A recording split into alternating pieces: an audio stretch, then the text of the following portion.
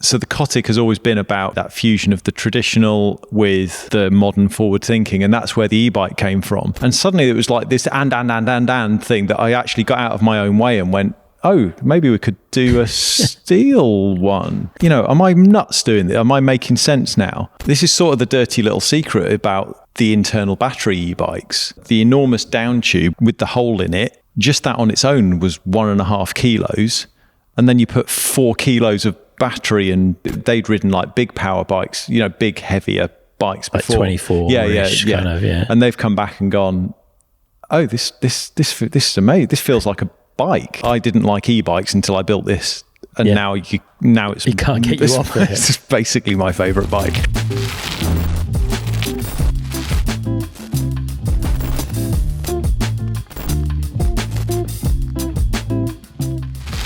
Si Turner, welcome back to the Downtime podcast, mate. How's things? All right. Thanks for having me. I appreciate it. Yeah, it's been a little while. I think it was last summer maybe we sat down last, and a lot has changed since then. And the first of them is actually sat in between us here. This thing here. This brand new shiny e-bike of yours. Yes. First off, what drives you to make an e-bike, right? I mean, as a small or relatively small brand, it's quite a challenging project.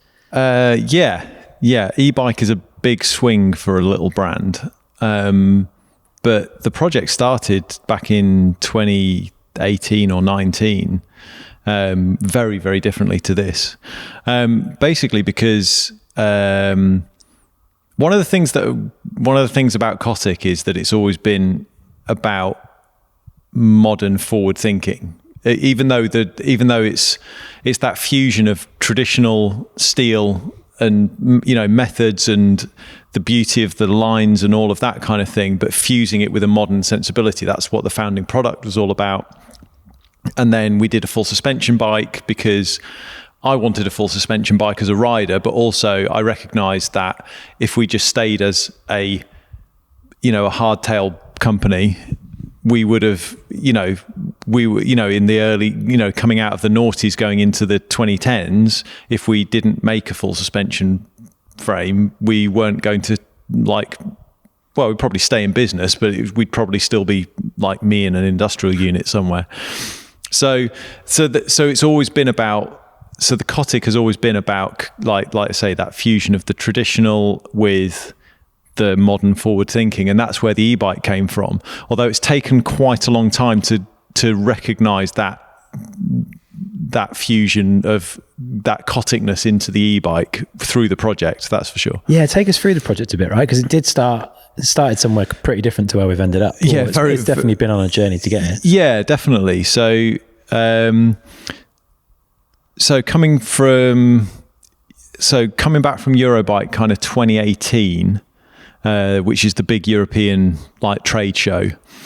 It was clear that e-bikes were definitely going to be a thing, and at the time it wasn't something I was massively into myself. But we spoke to some drive manufacturers. And as it turns out, we have a brilliant relationship with Shimano, just generally. And they were willing to extend us the same relationship in terms of not having to order thousands of units like some of the other powertrain manufacturers were saying. So that meant we could get a drive system, which is obviously, tick one. Number one. Yeah, we can buy sensible numbers for a small brand of drive system. So that's why we started out with Shimano. But after that, it was still, back then, 2018, 2019, it was still about full power bikes. It was batteries were beginning to go into down tubes. So we got our frame vendor to build us some prototypes, which were aluminium front triangles with enormous down tubes and great big batteries in them. And they had the Cotic geometry, and they had sort of classic Cotic drop link suspension. But otherwise, they were, particularly because they were branded and painted black, they were sort of very muck e-bike. Yeah, fair. Yeah. And then COVID happened, which meant that the project basically ground to a halt just from a supply chain point of view. But in some ways, that was good because it meant we had a bit of a reset. And because it was that we had these bikes built and I was learning about how e-bikes work, they were very heavy. So I had to learn how to manage the weight. So we did a bunch of work with,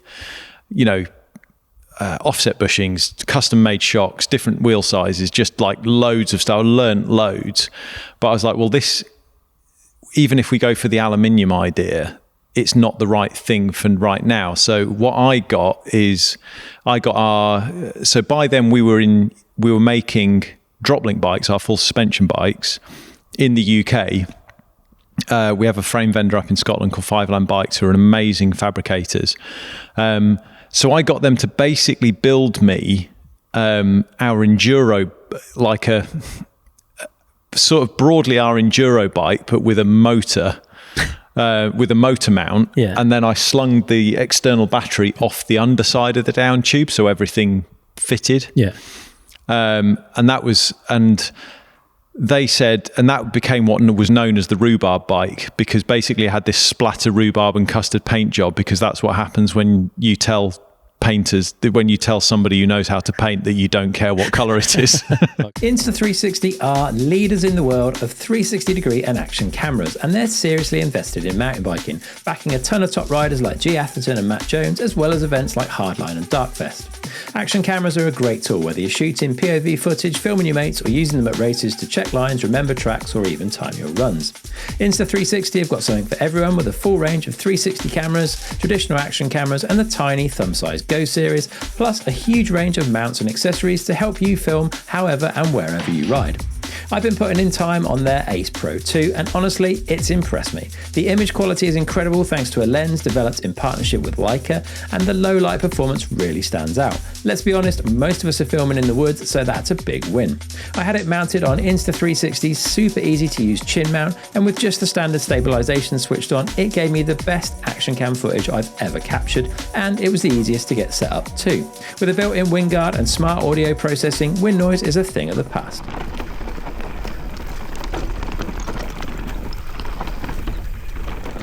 Battery life is great, the touchscreen is super responsive, and you can even flip it up if you fancy doing a bit of vlogging. It's simple, powerful, and a pleasure to use, and however you want to mount it, Insta360 have the accessories to make it happen. You can check out the entire range at insta360.com, and if you use the code Downtime at the checkout, you'll get a free helmet chin mount with any Ace Pro 2 or X5 purchase. That offer runs until the 30th of July 2025 and is limited to just 30 free chin mounts, so don't hang around. So that was basically all of the learnings from the project was put into that bike. So that was basically going to be a geometry mule. But there still wasn't things that weren't quite right about it and all of that. And notwithstanding anything else, slinging an external battery under here, A, it doesn't work for smaller frame sizes, because people do still say that to us. Why don't you put it out of the way?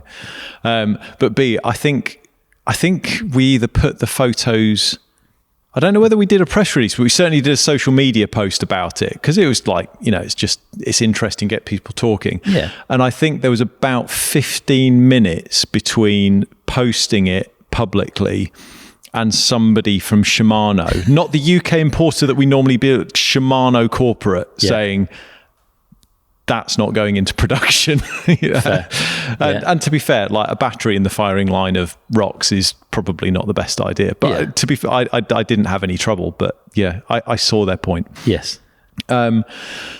So we had some experience of building this steel bike, and it wasn't right, but it was getting there. And then through the last few years of the difficulties with the COVID supply chain and all of that, we've been onshoring more and more of our production, but also got to, the e-bike market's changing so much. It's not all about big power bikes now. There's little bike, smaller bikes, and certainly the other bikes that we built were very, very heavy. Not because they were steel, because they had enormous batteries and and all of this kind of stuff. They were 24, 25 kilos. And I didn't get on with riding them all that well at that weight. I remember speaking to you when you first started riding the e-bike prototypes. I was like, how are you getting on? And you were like, not really that keen. And we were like, all of us that had ridden e-bikes at that point were like, what's wrong with you? They're a lot of fun. Yeah, it's because I hadn't built it. I hadn't done a very good job yet. Yeah, okay. That's ultimately it. I'd not built a very good one. Yeah. So that was the thing, is like, that's the learning process. So what we got to was, we were looking at potentially buying some third-party batteries, going for a lightweight setup, still with a Shimano motor, but something more along the lines of what, maybe even lighter, sort of a smaller battery than like Cannondale do in some of their bikes. Yeah, so like an 18, 19 kilo target rather than... that's the kind of thing, because it was like, because one of the things this is dedicated Mullet, because one of the things that we found with the big bikes is that when, and one of the things I didn't like about them is that when they get to that 23, 24, 25 kilo weight, I couldn't ride it like I'd ride my normal bike. The cues weren't there. My timing was off. And particularly if you ride steep technical stuff, which is what I like riding in greasy conditions, you'd come into something like in a relatively steep piece of trail and you'd hit the brakes and the bike would just go to the bottom of the hill. It's just they're a handful, right? Like a runaway train. Yeah, exactly. Yeah. And I never actually crashed it, to be fair, because they do generate a lot of grip, if you just threw it in and hoped.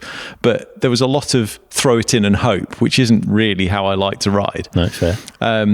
And the original bikes were 29er. And again, it's like you're trucking down a trail and you try and change direction and the weight just wants to go straight on. And the thing we found with the Mullet setup is that way that the Mullet bikes exaggerate turning, which I don't really feel that I need on a conventional bike, is absolutely amazing on an e-bike. It's why I'm convinced is why seeing more and more e-bikes, even relatively light ones, going that way, because that makes the turn in real easy, because it wants to turn, and then once it's actually turned, the weight's then dropping you into the corner and it's helping you. It sort of gets you, so it works with the weight rather than against it, than you having to fight it. Yeah. So there's all these things we're learning all the way along. Where was I? Yes, lighter weight bikes. Yeah. And we got a quote for. So we were still thinking aluminium at this point, because we just didn't think that. I just thought the steel geometry hack was just it was a means to an end. E-bikes are like this, and I think I just stuck with the received wisdom a little bit too long, where I should have really had a word with myself, because almost every other product that we've done, which, like when we did the first Rocket in 2012, it's like, what are you building a full suspension bike out of steel for? And now they're everywhere. I built Nico one to race a World Cup. It's like, it's not like unusual anymore. Yeah. And even back when we started the company, it was like, why on earth are you riding a steel hardtail for? And it's just like, they're still like a massive thing. So maybe I should have had more of a word with myself sooner, but anyway, we are where we are. But yeah, we were looking at aluminium, and we had this lightweight battery, and we had this supposed lightweight down tube that it went into in aluminium. And I just sort of imported it into my CAD and clicked it and went, that's not very light. So I clicked it again and checked it. Well, that's like 30% heavier than the down tube I use on the Rocket Max, which is our enduro bike. Yeah, without the battery in it. Without the battery, empty. Yeah. So that's, and then, which is the same down tube I used on Nico's downhill bike. So it's not, it's a strong, tough tube. Yeah. So suddenly I was like, oh, hang on a minute. So I went back to my old steel sort of geometry hack thing. And I started looking up the Shimano external battery specs, because I had a big battery on that bike, because that's what I was planning to use on the other bikes. But actually, these external batteries, even though they use the same bracket, they're available in 3 different sizes, from 400 up to 630. So suddenly I was like, well, that's quite good. And those smaller capacity batteries are really quite light. They're like relatively competitive weight compared to some of these newer batteries that are coming out, but they're on the outside, so I'm saving weight on the tube, and they're on the outside, and I can change them real easy. And And suddenly it was like this and thing that I actually got out of my own way and went, oh, maybe we could do a steel one. So the process carried on. And actually we got to the point where I was like, this is actually going to be quite a good weight. You know, that all of the things in the CAD were showing me, and the big unlock eventually, and we were like, well, this, you know, and I kept asking people, like, we were chatted about it a lot internally, and it's like, am I nuts doing this? Am I making sense now? But again, that, like I said earlier on, you know, an e-bike is a big swing for a little brand. And if we'd have done it the conventional route, yes, the aluminium frames would have been cheaper per unit, but we'd have still had to buy like 100 or 150 of them at a time. You know, it's like it's a mortgage worth of money that we've got to find to buy them, and then go, I really hope we sell these. Yeah. And, you know, the industry's in a real weird place at the moment, and that's like that feels like it's a big risky move. Yeah. It's a big bet. Yeah. It's a big bet. Whereas if we could make it out of steel, if we could make it in the UK, we could bring the amount of investment required to get it into production right down. Because because we've refined the processes where we work with Fiveland and some of our other vendors to the point where we're almost making these to order. We're certainly making them in like single digits levels batches. These are properly like hand built. If you order one of these, this is properly hand built, hand painted for you kind of thing. So again, going through the things, it's looking like it might be, and that it might be something. And then one of the things that we had with the bike is you get this off the shelf. Well, all of the bikes you buy I'm sure like the big brands do their own thing, but the motor yokes tend to be a thing you buy. Yeah. Okay. Here's a big aluminium bracket that you put into the bike. So this is what the motor mounts into. So this is down here. Yeah. And there's a steel version, and obviously those guys, and there's one brand that does this massive cast thing, and they have no idea what anyone's going to put it in. So it's a big unit. Yeah. And just on its own, it weighs 1.4 kilos. Wow. I mean, the aluminium one that we were looking at using was nearly a kilo. So none of them are light. Yeah. Because they're not engineered for each individual product. They just go all the strength. Yeah. Which is fair. Over-engineered. Yeah. Fair. And I'm just sort of looking, there's got to be a way we can do something. That is a bit much. So I did some work with a guy who's a real great bicycle FEA guy who's worked on a bunch of other e-bike projects, and he's got he was a real help, and we just started working on this idea, and this here is the big unlock for this bike.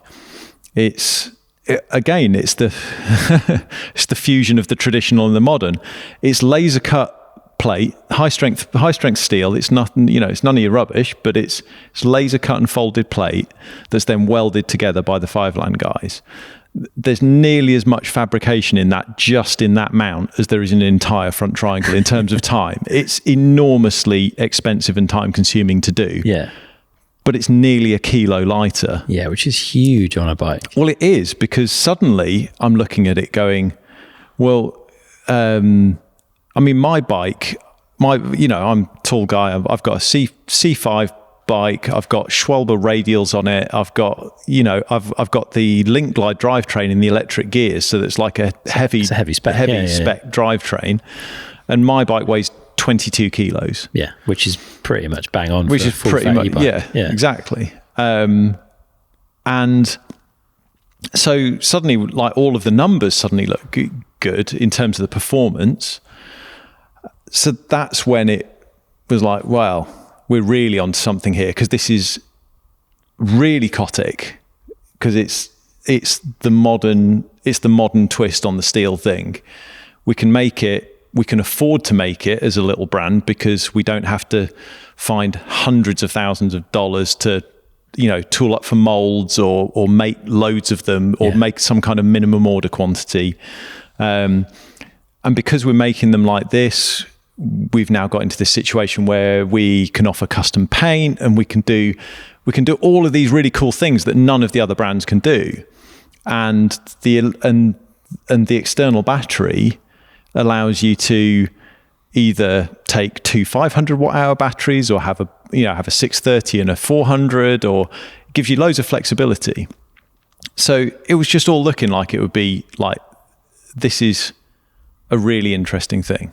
So yeah, that's where we got to. How does the ride experience compare between the aluminium prototypes that you had and this thing, right? Because you've got probably some geo differences, and I don't know about the kinematic, but the frame material obviously is a very big difference. Yeah. Oh man, it's night and day. Because as we chatted about earlier, I didn't like e-bikes until I built this, and now you can't get you off it. It's basically my favorite bike. No, to be fair, like you properly fell in love with it, right? Yeah, like, I absolutely love it. Almost overnight. Yeah, it's one of those things that was like more than. I don't know whether it was more than the sum of its parts, or whether it was just because all of these learnings came together that over such a long period of time, but they weren't iterated each on their own. So it was like all of these things came together in one great big jump as a package. But the fact that it's so much lighter than those other bikes, that it actually, with one of the smaller batteries, I ride it like a heavy version of a regular bike. It's never felt like it's got that runaway train feeling to it. It's weird, isn't it? Because you say it's a lot lighter. It's not heaps, like the numbers are not massive, but there seems to be some sort of threshold at which an e-bike starts to feel like a bike, and above which it feels really a bit of a handful. Well, I think there's a couple of things going on. And I think you're absolutely right. And in my experience, because I'm able to strap a bigger battery and a little battery on the same bike and on the same day, which I've done. Yeah. And big fork, little fork, all of these kind of different configurations. There's definitely a sweet spot in terms of the bike an e-bike suddenly feeling like, intuitively like a conventional bike at around 22 kilos. That feels to me like at or around there, you're riding it. Brakes are strong enough that you're not outbraking yourself. The weight, it just seems to be contained. But the interesting thing for me as well is that the whole argument about, you get people, particularly in downhill, and maybe some of the people talking about gearboxes and things like that, they talk about the weight not being, it's such a small percentage of the whole rider bike system that it doesn't matter, and all of that kind of stuff. But I think there's another subtlety going on in terms of the concentration of the weight. Yeah, okay. Because the big battery compared to the little battery on this bike is 700 grams. Okay. So it's not even a kilo. But at 700 grams more. Yeah. But it's all in one place, very specifically in one place. Yeah. And you can definitely, it suddenly starts tipping a little bit towards that e-bike. You go through compressions, and suddenly the suspension goes, oh, I'm about to think about that. And, because I'm a professional princess with that kind of stuff, you like dialing on a little bit more like high speed compression and a little bit more support. But even there, it's like you can feel it. And I think, and that I think is one of the big things about, this is sort of the dirty little secret about the internal battery e-bikes, because the original aluminium prototypes, that the enormous down tube with the hatch, with the hole in it, so it's not a tube anymore, and the hatch, just that on its own was 1.5 kilos. And then you put 4 kilos of battery amount in it. So you've gone from right where you're trying to get the bike, to move the bike around. Yeah. You've suddenly put more than 5 kilos more weight in that spot. And completely concentrated. It's like a big point mass. It's not spread out over the bike. And I think it's that. I think it's that there's something in that concentration of mass, which is, with big batteries and big down tubes, which is what gives it that kind of slightly weird, weighty feeling. Yeah, I think people people are pulled towards these bigger batteries because they've got this range anxiety thing, or like worry about that kind of stuff. Like if you've got a 900 watt hour battery, you don't have to worry. Yeah. But actually you're carrying around a heap of weight you probably never use. Yeah. So I think there's something to be said for being, maybe it's an experience thing, as we all spend more time on e-bikes and understand how far you can go on a 400 or 500 watt hour battery. Yeah. Like it's a pretty big ride. Yeah. Even without being massively frugal on the modes. But if you're buying your first e-bike, I kind of get it that people are like cautious about their watt hour number. Oh yeah, definitely. But I think there's also a style of riding and a type of rider as well. Because for me, if I'm going out on where I live, the climbs are, they're relatively steep, and they're kind of, even the relatively steady climbs that we'd ride up on our conventional bikes, the easiest way up, they're not a fire road. No, far from it. So you can't really use boost because it's too much. So you can end up going quite a long way, even just on a 500 watt hour battery, because even though it's a full power bike, I mean, I very rarely go past the top trail mode, which is about 63 Newton meters. But then when I went and test rode mine with Seb from Pink Bike, we went to the Golfy. So obviously that has a 3% gradient logging road for articulated trucks to get up. Which you can hoon up on the limiter of an e-bike. Yeah, so basically that was it. We were just in boost on the limiter all the way up. And we did, but even then we did like, because it's actually a steady gradient rather than a steep one, we didn't actually burn through the battery all that much. I mean, we did well over 1,000 meters on the 500. On the 500. Yeah. So he lent me a 600 watt hour Shimano, the Cannondale, the 14,000 quid Cannondale that he reviewed. And that had 600 watt hour battery, but the same motor. Was maybe a touch lighter, but it wasn't like mega. Yeah. Surprisingly so, actually. And we did, over 1,000 meters in the morning, like 2.5, 3 laps of Golfy. And my bike was down to 5%, and the Cannondale was down to like 15%. But because the Cannondale had a built-in battery, I had to, and there's no range extender or anything like that. So I had to kind of sheepishly go and put my head round the door of the local Cannondale dealer and say, "Oh, can you plug this in, please?" So we did that for lunch, and I got like another 10% in my battery over lunch. Like 10 seconds, I clipped another battery into Seb's bike, and he's got another battery. Yeah. And I managed, I crept around like another lap and a bit, and then the bike was completely dead. And Seb still had like 30% battery left when he came back when it got dark. Yeah, it's amazing, isn't it? So that's the other thing is that you can effectively with this, if you bought a second battery, if you're going back to the van at lunchtime or something like that, you can effectively have 1,000 watt hour bike, but only carry 500 at a time. Yeah. So there's a ton of reasons why this is a really good thing.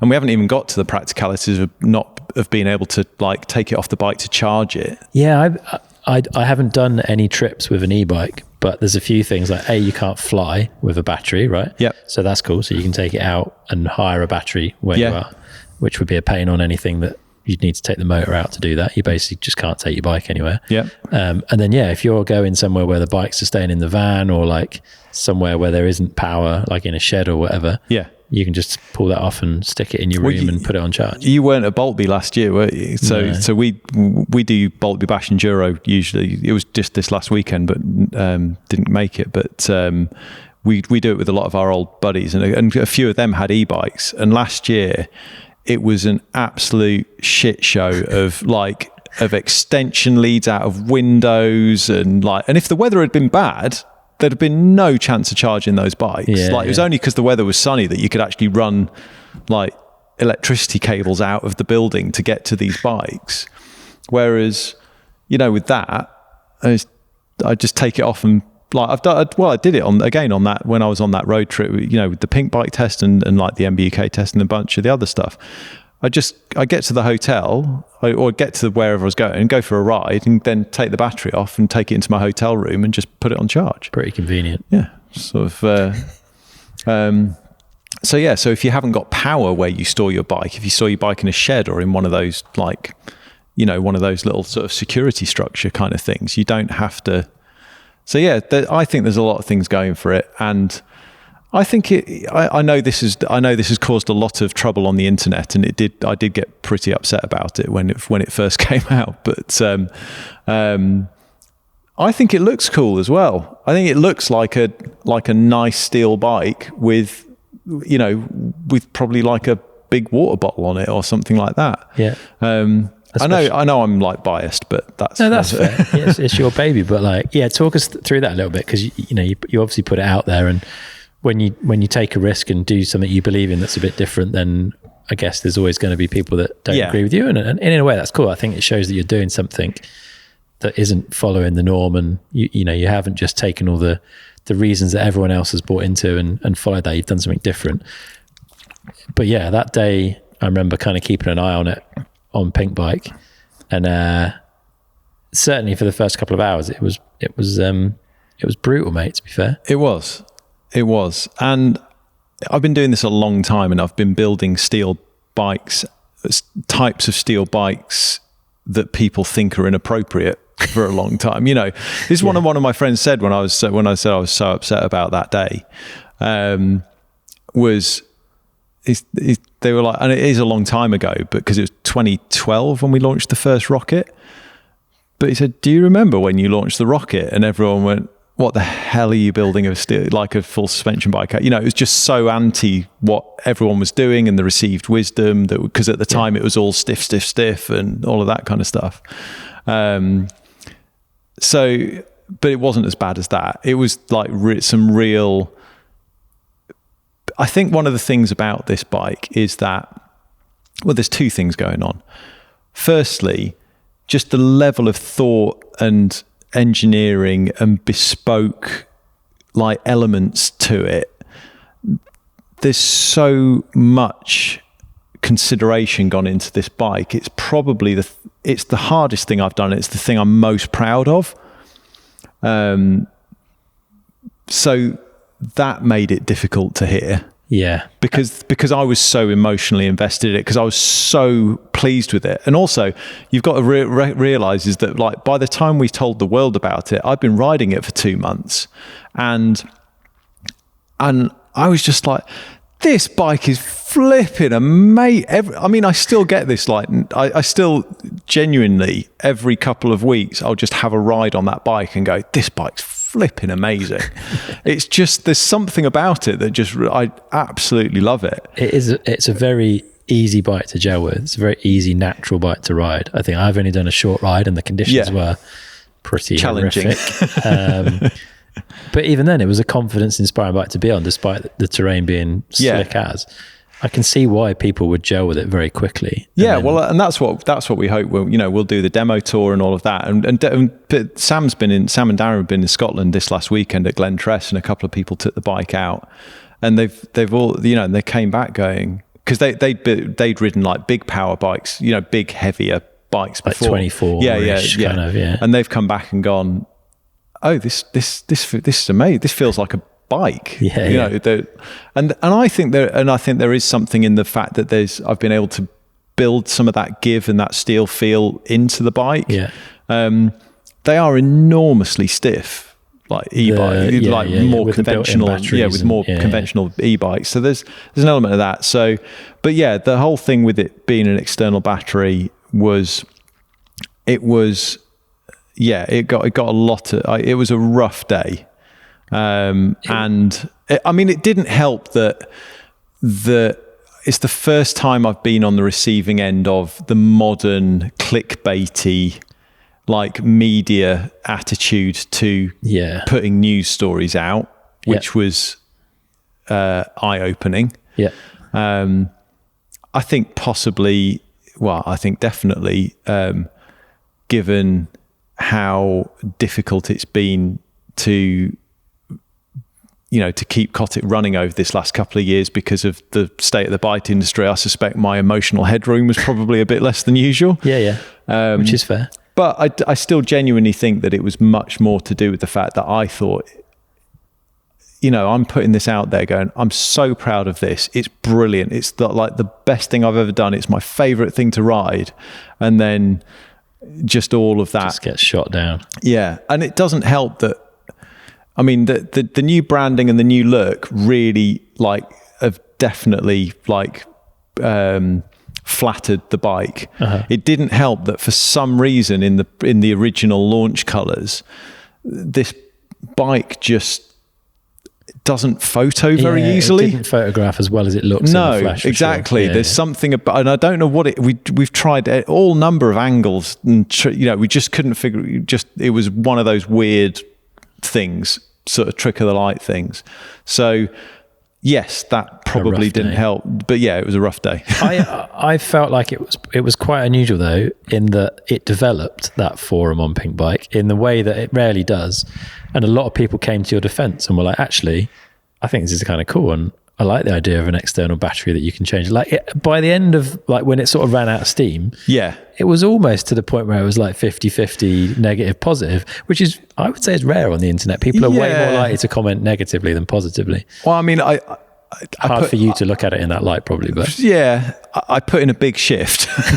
and you're very good at that, responding and answering questions, and but that helps because like you say, it got published before I'd realized, so the whole I'm going to say something I think is clever and funny on the internet got going, got momentum, and then suddenly the person you're saying that to turns up.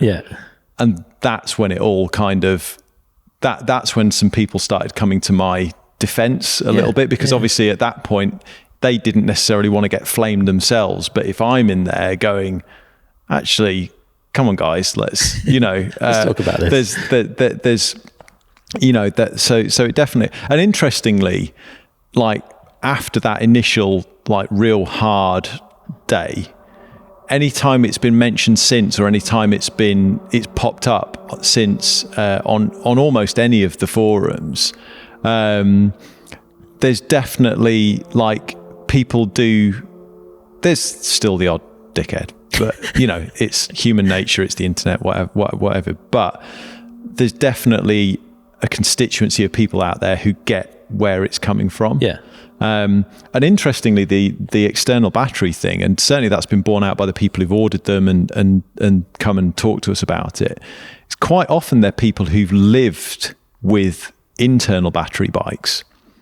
They've got e-bikes at the moment. They're not new to it, and they're going, this bike, you know, and quite a lot of them, because of the nature of a lot of our audience, they're not like winch and plummet, like, you know, sort of self-shuttling. They're just doing absolutely massive rides. But they're going, well, this really heavy bike's actually, yes, I can do 70 miles in the peaks on it, but it's really, really heavy. And and the internal battery is a complete pain in the backside, because I've got to, you know, because charging it's a pain, and I, you know, and I go away in my van, and like, where do I, you know, and there's all these, so practicality seems like such a dull thing to say about the bike, but it's actually one of the really major selling points, because there's almost a form over function thing with the internal batteries, particularly the bolted in ones, the ones where you have to like drop a motor out to get them out and stuff like that. It's like, you know, unless you've got a really dialed home situation to be able to store it and charge it, they are a bit of a pain to live with. There's a lot of good things going for it, for sure. And it must be nice now that you've had it out there a little bit and people have been able to go out and ride it and give you some of the feedback you were hoping to hear, rather than the internet feedback. Yeah, because obviously that's based entirely off just how it looks. Yeah. And because of the fact we're hand building it in the UK with some really quite complex fabrication, it's not it's certainly not a value prop. It's not a budget e-bike. It's not a budget e-bike by any stretch of the imagination. These are very special things. Yeah. But